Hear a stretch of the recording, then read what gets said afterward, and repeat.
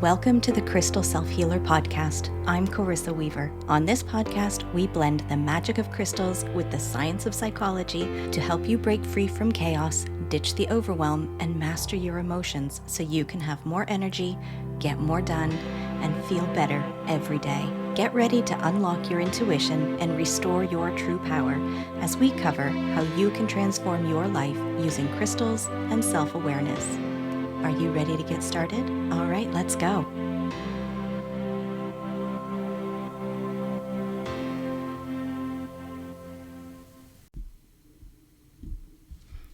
If I asked you what your best investment has ever been, what would you say?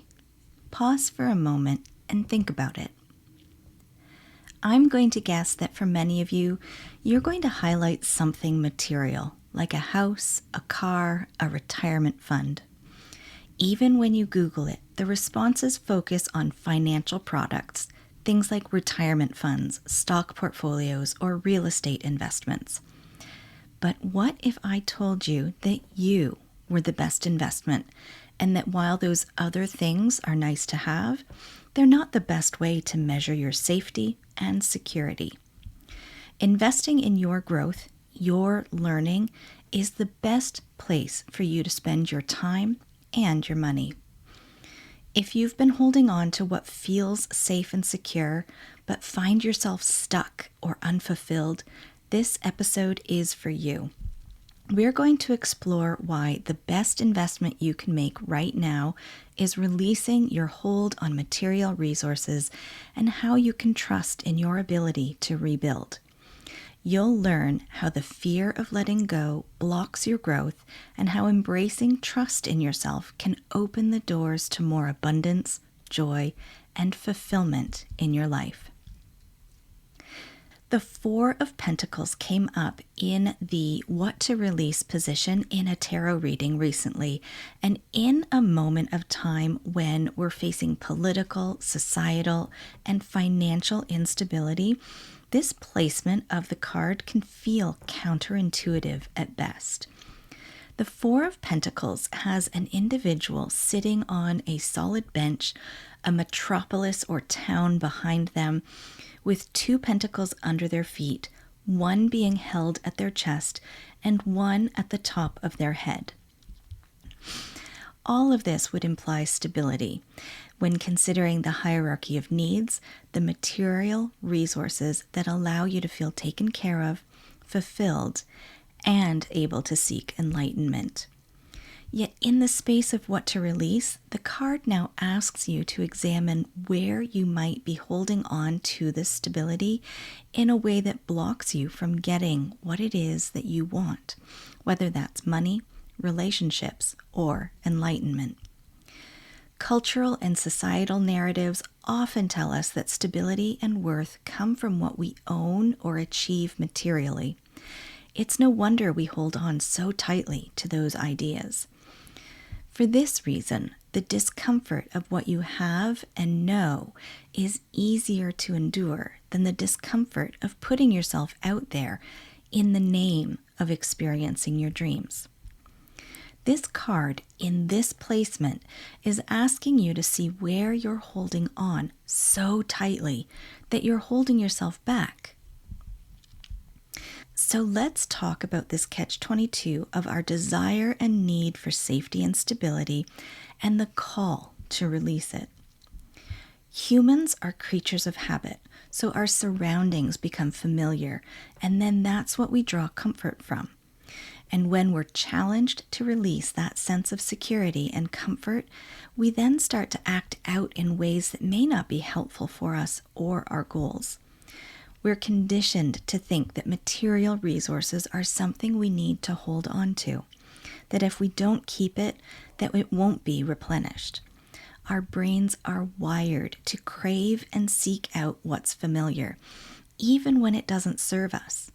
The discomfort you know feels safer than the unknown, simply because your brain can predict what will happen. This is what is known as the status quo bias, the tendency to stick with what's familiar because it feels less risky.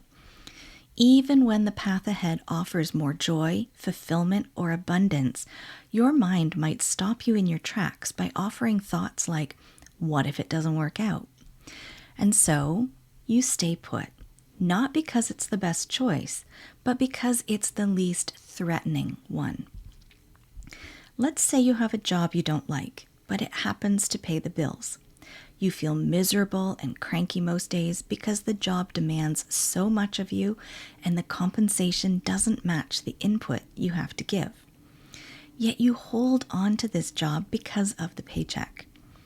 By clinging so tightly to this version of stability, you block your happiness or even the possibility of increasing your paycheck by changing jobs or asking for a raise. I know this may be a simplistic example because there are more factors that could be at play here, but I think you get the picture. That we make do in situations and circumstances we don't like because of what it offers, instead of opening ourselves up to other possibly better opportunities.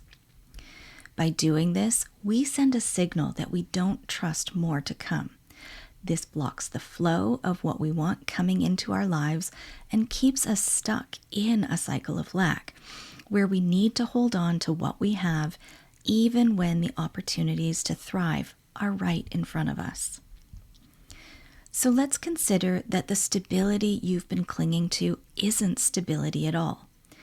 What if it's a false sense of security, or the very thing that is keeping you on a path to nowhere?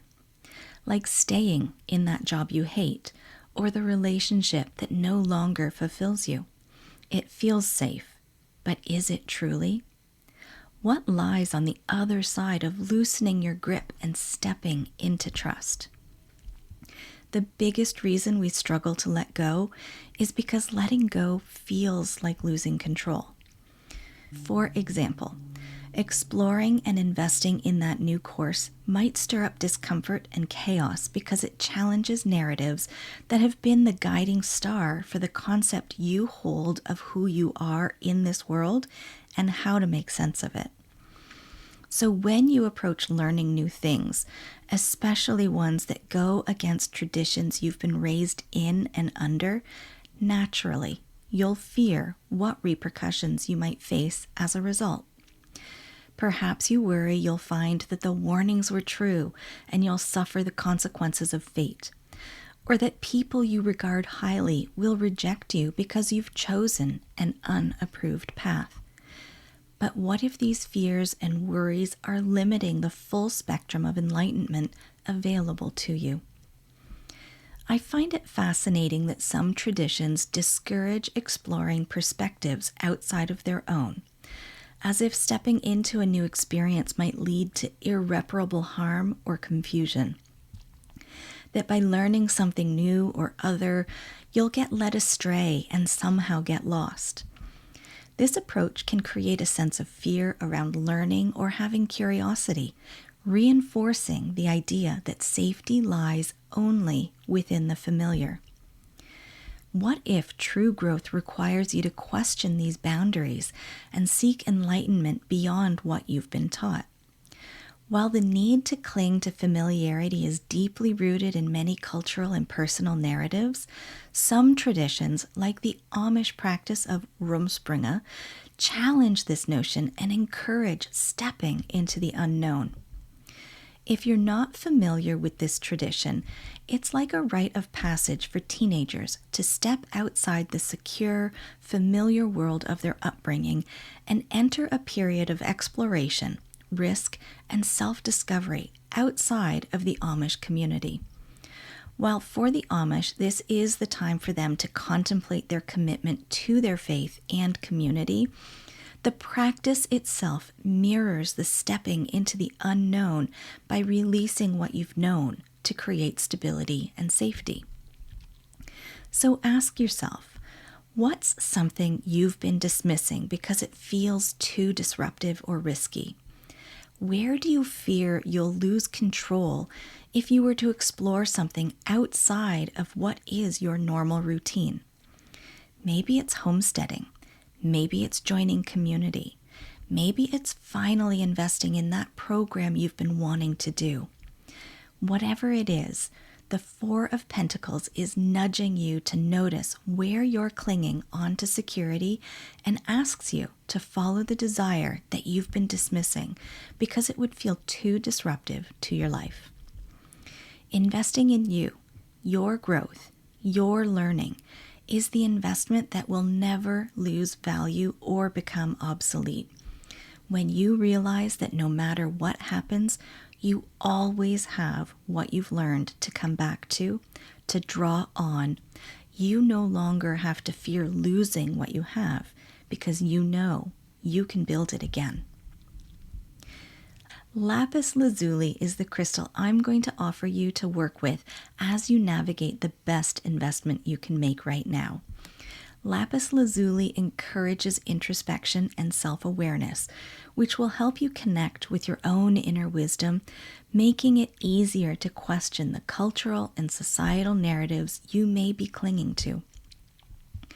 Lapis lazuli aids in the process of emotional release, those waves of fear and uncertainty that rise up. This will help you feel a sense of calm and stability as you step into the unknown. Lapis lazuli aligns with the third eye chakra, deepening intuition and spiritual connection, which will foster trust in the unseen forces of the universe. Lapis lazuli is also associated with the throat chakra, which will empower you to speak your truth and advocate for your needs as you explore the idea of investing in yourself. If today's episode speaks to you, I'd love to invite you to join the Charmed community. It's my free space where I share a weekly crystal and tarot forecast to help you align your energy and focus your week. You'll also connect with others who are exploring their growth and creating change in their lives just like you. Join us for free. The link is in the show notes. I'd love to see you in there. And if you're ready to take things a step further and dive deeper into your own growth and healing, I'd love to see you inside the Crystal Self-Healer Members Portal. It's where we go beyond the weekly guidance and focus on equipping you with tools, resources, and support to build your confidence in crystal healing and emotional self-care. Inside, you'll find personalized coaching, healing sessions, and everything you need to truly empower yourself to live with more ease and alignment. Visit my website at 3charmedgems.com or click the link in the show notes to learn more and join me. Your next level of healing and transformation is waiting. Today's episode has been brought to you by the Four of Pentacles, Lapis lazuli, and the status quo bias. May we all see that the path to our greatest potential lies just beyond our comfort zone, where the investment in ourselves brings us closer to our true purpose. Blessed be, my friends. All right, my friends, that wraps up this week's episode. Thank you for joining me here today on the Crystal Self-Healer podcast. If you haven't already, hit subscribe, leave a review, and take the What Crystal is Best for You quiz linked in the show notes. Join me again next week as we continue to demystify crystals, how your brain works, and how you can use them so you can have more energy, get more done, and feel better every day.